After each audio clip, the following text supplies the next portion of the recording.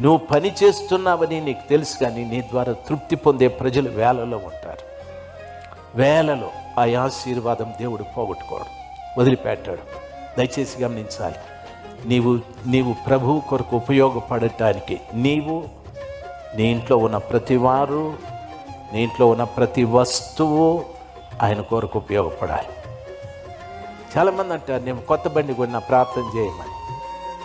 నేను కొత్త బండి కొన్న ప్రార్థన చేయమంటారు.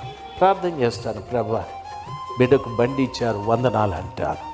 ఈ బిడ్డ బండి కొన్నందుకు అన్నం మీరు ఇచ్చారు, వందనాలు అంటాను. అది కూడా దేవునికి ఉపయోగపడాలి, దేవుని పనికి ఉపయోగపడాలి. దయచేసి అది సైకిలు, బండో, బస్సు, కారు, ప్రతి ఒక్కటి ప్రభు కొరకు ఉపయోగపడాలి. అందుకే నిన్ను పుట్టించాడు, అందుకే నిన్ను ప్రత్యేకపరిచాడు అమ్మ కడుపులో నుండి. అందుకే ఆయన కృపతో నిన్ను ఇక్కడికి పిలిచాడు, ఆయన కుమారుడైన క్రీస్తుని ప్రకటించటానికి.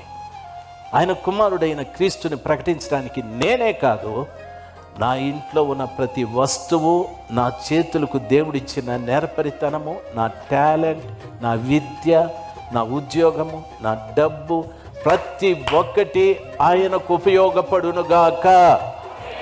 ఎందుకు? అమ్మ కడుపులోనే నన్ను ప్రత్యేకపరిచాడు. ఆయన కృపతో ఈ స్థలంలోకి నన్ను పిలిచాడు. ఆయన కుమారుడైన యేసు ప్రభుల వారిని అన్ని జనులకు ప్రకటించటానికి. అందుకు ఆయన నన్ను ప్రత్యేకపరిచాడు గనుక నేను ఆయన కొరకు ఏదైనా చేయాలి. ఇదిగో నాకు 2 పిల్లలు, నా సేవకి ఇచ్చేస్తాను, నా బిడ్డలు దేవుని సేవ చేయని అనండి, ఇవ్వండి. దేవుని మహాకృప అనేక మందిని సంతోషపరిచే ఆ జీవితాన్ని దేవుడు వారికి దయచేస్తాడు. ఇవ్వండి. మీ బిడ్డలు సత్క్రియలలో నడవటానికి అవకాశం ఇవ్వండి. మీ బిడ్డలు క్రీస్తుని ప్రకటించడానికి అవకాశం ఇవ్వండి.